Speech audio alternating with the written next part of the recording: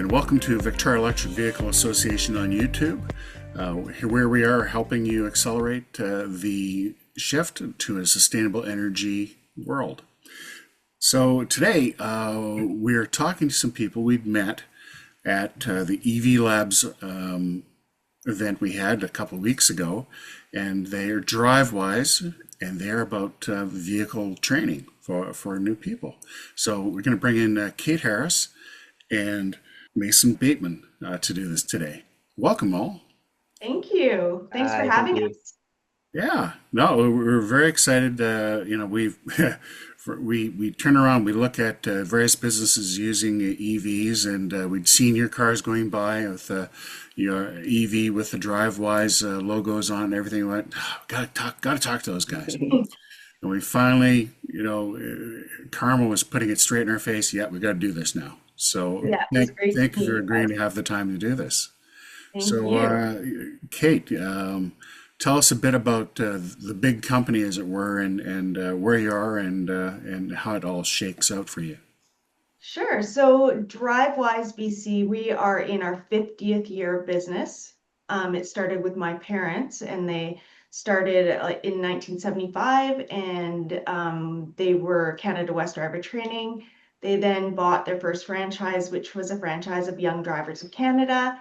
They closed that down and switched to Drivewise. And the reason why we switched to Drivewise, gosh, that was over 10 years ago now, was because we wanted to always offer the most modern and current driver training possible.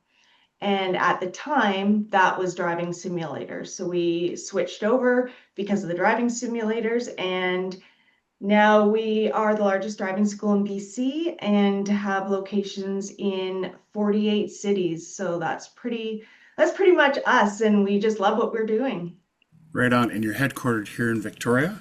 We are, yes. Our main administrative office is in Victoria, just on Saanich Road, beside Uptown Shopping Center.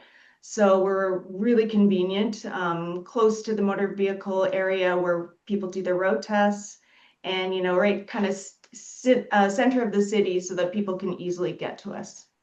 Terrific. Um, Now, we of course twig to you guys because you are using electric vehicles. And so, what is your vehicle fleet? What does it look like in the past, and what does it look like now, and where is it going in the future? Well, it's a great question because we actually are just in the process of doing our eras video for all of our, every 10 years and what our cars look like and what we are now. So way back when it was this massive Pontiac Volant, I think. It was Yeah, huge. Like it looked like a boat. And so that was what we started with. And then, of course, as vehicles progressed, we wanted to progress along with the vehicles and offer the most modern vehicles as well as our curriculum. So, wow, we've had so many different vehicles throughout those years. And, maybe a few years ago, it was when I was like, oh, do we try an electric vehicle fleet? Maybe just a couple, maybe three. So we moved into the Tesla threes, and we had three of those, or have three of those. And it's been an eye opener. So, we still do have the quote unquote normal vehicle that everybody says, and those are, Hondas and Toyotas, gas powered. But then we tried these three Teslas, and it's really changed the way our business model looks. And so we've incorporated another four electric vehicles coming in the summertime. So we're really excited about that. right. Yeah, maybe another word for those vehicles would be the ones that burn gas might be legacy. Oh yes, legacy. Yeah. Legacy ice. Yeah, There you go. Exactly. right on. Okay, so yeah, you're moving forward, and perhaps Mason, you can talk about what was the eye-opening part from the business side. Well, I think when we start to look at costs, obviously as a driving school, we have over 20 vehicles. So it's a lot of cost, it's a lot of gas, it's a lot of miles, it's a lot of servicing. So when we look at the cost of switching to EV, we're actually finding a savings. So even with we got some new cars last year, some 2025 like RAV4s and Toyota Crosses. And even when comparing to those, looking at a 2026 EV, the leasing cost is a bit more upfront for the EV, but then even just tying in the gas, we're not even looking at servicing. We're still seeing a savings of up to $300 per month per vehicle. So times that by 20 vehicles, Yeah. it's a good chunk of change. So because we're on the road and that's all we do and that's what we're here to do, I think it's important to look at those things and important to look at where we can be saving money and not even just saving money. That's a lot of emissions with all of those cars on the roads all day, every day. So I think as a business, it's important for us to look at what's beneficial for us, which would obviously be finances, and what's beneficial for everybody, which would be the environment. So I think pairing those two together, EVs really look like the solution to us for how much we have to do. So once it can look daunting at first, but once you start breaking it down, it flips so quickly. Like you can see so quickly the savings that you get from the EV. Yeah, we had conversations with one of your competitors, no names, but a few years ago, we're just talking about, the what it costs to operate the vehicles. And we're saying, because they had gone to primarily a hybrid fleet Mhm. because of cost. Why aren't you going to make the next jump? And Yeah. they were hesitant for a lot of reasons that let's say don't hold a whole lot of validity or truth to them. Mhm. So, but that's okay. Yeah, and that's business, right? It's, do you take the leap and give it a try and see how it goes? Or do you stay back and you kind of wait for it to happen? And I decided as a business owner at the time, I was going to take the leap. So we did, and I'm sure glad we did. Yeah, yeah, and it makes you feel a lot better about it too, right? Mhm. Yeah. So you're talking about you have lots of affiliates around Mhm. that are using your program. Is that correct?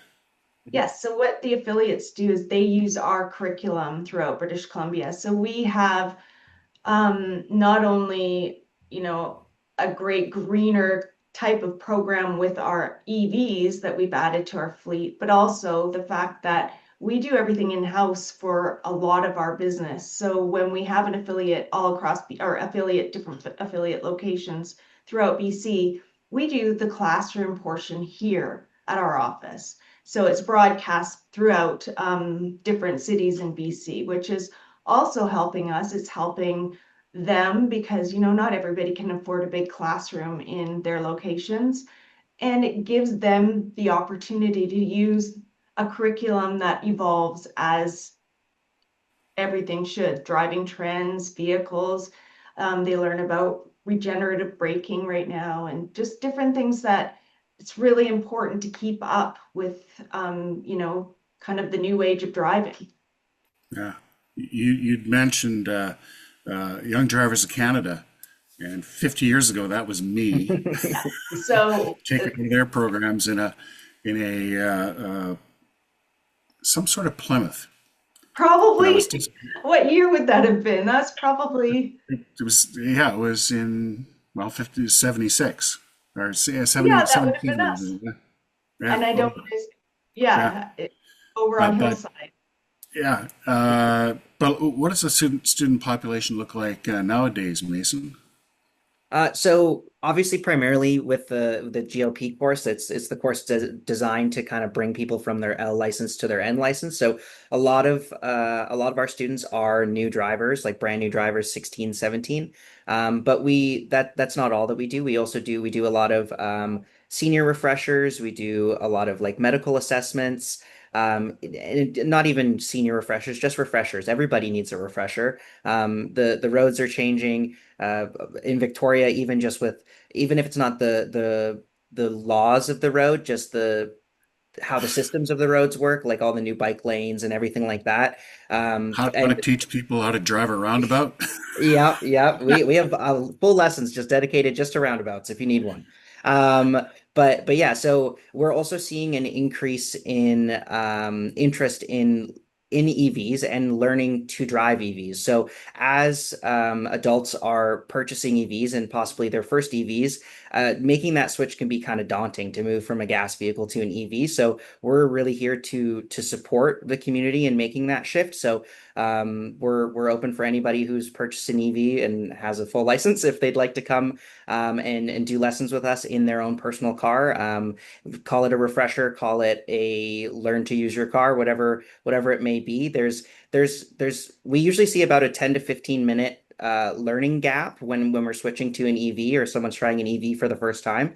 But after that 15 minutes, it's pretty much smooth sailing from there, and most people really enjoy it. But so really you can't really put a pinpoint on our demographic. It's everybody for every situation, whatever they may need. We're kind of, Kate loves to say, we're the house of yes. So Yeah, so if somebody wants it, we'll do it. That's right on. great. Yeah. Mhm. What's the attitude of the 16, 17-year-old driver when they come to you? Are they aware of electric cars? Are they wanting to learn that primarily? Do you have to consider teaching them both ways? Do you know what I mean? Very good question. And in fact, I'm going to use my neighbor for an example because I asked uh, my neighbors, because they have a son who's 16 doing the program, and he's on a Tesla. And I said, "So how's it going with the Tesla?" And she goes, he was a little nervous about driving a Tesla in the beginning. And so I said, "Well, just give it a try." And he came back and said, "I want to buy one." And so now even their family is thinking about buying an electric vehicle. So it's kind of like a mini test drive that people get with the lessons. Now, that's not everybody, and that's why we have a fleet of different vehicles. And, if they're not into the Tesla or kind of just can't grasp the regenerative braking feel, then we have lots of other options for them. So that's really important. Until everybody is driving electric vehicles across the board, we'll always have options for Yeah. people. Okay. And I guess it's more your relationship with ICBC and whatnot. Do you have a full self-driving component to any of your teaching? I mean, making them aware of it, or? No. However, that's not off the table for me. Right. I I don't think we're ready for that yet Mhm. for new drivers, only because there is still that slight negativity about what if it goes rogue or what if it does something. And I have it on my brand new Tesla that I have, and I've tested it out. I've also driven some of the taxis in like San Francisco that were Mhm. driverless. Waymo. Right. And yeah, Waymos. And I can honestly say that I feel more comfortable doing like self-driving or Waymos than some of the Uber drivers that have picked me up. So, Yeah. I don't think we're quite ready for that, but it is a really good teaching concept. This is the way the future might be. Here's what it feels like. So Right. we're just waiting. Right. Yeah. Yeah, it's been interesting to us because the initial FSD models felt like a teenage driver. It would come up to a stop sign and check and start to move and check and start to move again and that kind of thing. And now it's far more professional than most drivers. And Well, And, yeah. yeah, And if and we that's the did whole not, idea. Is as long as it gets better than the average human. yeah, and if we're all if our bottom line is we want to be safe on the roads, I'm sorry, I've seen a lot of terrible drivers out there and they're not, yeah, you know, and my Tesla, when it drives on self-driving mode, which I've also been told by ICBC that it is illegal, which I don't think it is, as long as no, you're it's not.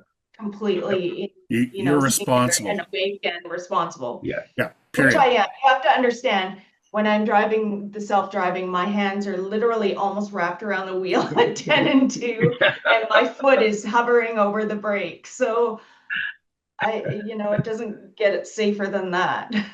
The interest in keeping this short and punchy. Is there any question you wished I'd asked you? Anything else you want to talk about?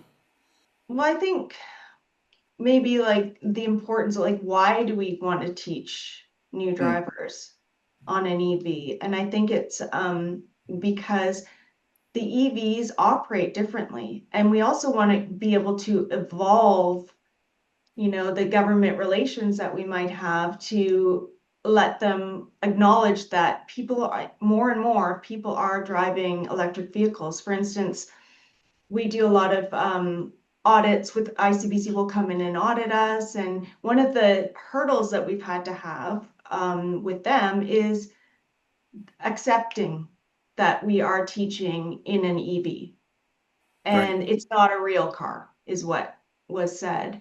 Some of the examiners in the beginning really struggled with that. They're like, well, we don't like Teslas and we don't believe in this and we don't believe in, the way it goes. And one of the problems we had with an examiner was asking us when they actually remove their foot off the brake of the Tesla. Well, you need to be able to put it on the brake as well. So we've had to customize it a little bit. Yeah. However, their question was, if a student takes their foot off the brake, do the back rear lights come on? And absolutely they do, which in my opinion, if I'm about to need to hit the brake quickly, I'd much rather that process start immediately after I remove my foot from the gas pedal. And that's a huge safety part. So I think, yes, we all have to kind of get over the fact that it's a change, it's a learning curve, it's a different type of vehicle, but the safety aspects are huge. Oh yeah, and you're right. There we like to say that progress comes one retirement at a time. Mhm. Back when I was a young driver learning how to drive, they were grumbling about um, doing lessons or not lessons, but doing your test in an automatic. Well, you should know how to do this in a standard because there's far more of those around. Okay, that Mhm. argument's gone, Yeah. and a lot of the most EVs now they have so many driver assistance features that are make the vehicle incredibly more safe for Mhm. everybody. you know, Yeah. and it's yeah, the examiners need to get on board with that and be current in it and know how it works. Yeah. And I think we had a bit of a learning curve with that, but now the examiners have been fantastic about it. You Good. get the odd ICBC person that might be grumbling that we're using an EV and how dare you teach instructors how to drive an EV because they're not going to be driving that. They're going to be driving a normal car down the road. However, that's not necessarily the case Oh, anymore. exactly. Yeah. Yeah. Yeah. No. As many of our other videos will tell you, internal combustion engines are on the way out. Their peak was 9 years ago Yeah. globally. So, yeah, that's all going to happen. Yeah, right Mhm. now with the licensing and the testing, so like when we're using our EVs currently, we have to put them in like what we call student mode. So we remove as many of the bells and whistles Yeah. as possible, just to make it as transferable as possible to a gas vehicle. But hopefully we can see those needs of putting it and removing all of those extra features. We can see those needs decrease because obviously those features are being involved because they're great features. They're safety features. They're great for the drivers, but we're still just we're seeing a bit of a delay in us being able to provide an EV the full way that it comes. But we still see all the benefits that they come with. But we really prioritize making it a comfortable learning experience for everybody. And then so sometimes that is starting with the all of the systems and all of the bells and whistles down low, and then we kind of work up to that. Yeah, Mhm. that's kind of how we let people experience EVs when we take them out. We say, drive this like an automatic. It's in gear. Mhm. Put your foot on the brake when you need to. Gas when you want to. just get them used to it, and then gradually add more features as they're more comfortable. Yeah, no, it's awesome. Yeah. Well, this is great, guys. Thanks very much for coming in today. Drivewise Driver Education. Thanks very much, Kate. Thanks very much, Mason. Those of you who've been watching to this far, thank you for being here.